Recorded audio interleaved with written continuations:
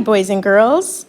We've been talking about tasty treats lately, and I have drawn your name in block letters on a special piece of paper. And this paper also has some sweet and tasty treats above your name. Today your job is to add color using colored pencils and crayons and fill in all the white space on every single letter in your name. Then, if you have time, you can add color to the tasty treats on top using those same tools.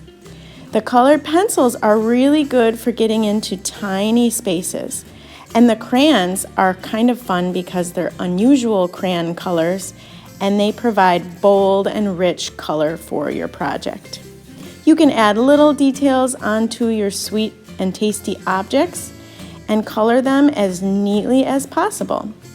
We will eventually cut these little shapes out and all of the letters, so if you go outside of the lines, it's not a big deal. But do your best. Remember, my videos go fast because I want to show you everything. But we're going to take the whole class period to color these shapes and do our very best work.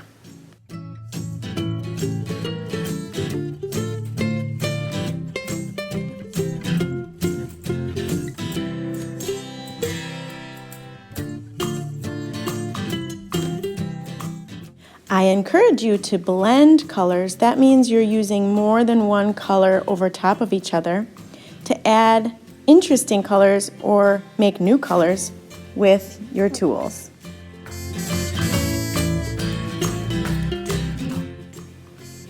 And you don't have to make your letters look like mine with a pattern. Instead, if you'd rather make yours look like watermelons, you can take a Sharpie and make the seeds and the rind and make your letters look like a watermelon. How fun is this? Here I'm using a colored pencil and I'm blending it over top of my crayon color to fill in all the white space on my watermelon letters. Once you're ready to cut out your colorful letters and your tasty treats, you can select a background color and start cutting out one thing at a time.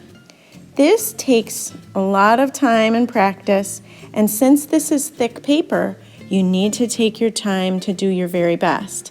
Notice how I'm keeping the black marker line on the outside of my letters. When I glue it on, it will look really good. And here's a tip. Cut out your letter so it's free and away from the rest of your paper. Then you can pinch and focus on just one letter at a time. Again, boys and girls, this is something I want you to slow down on. Do not rush the cutting part.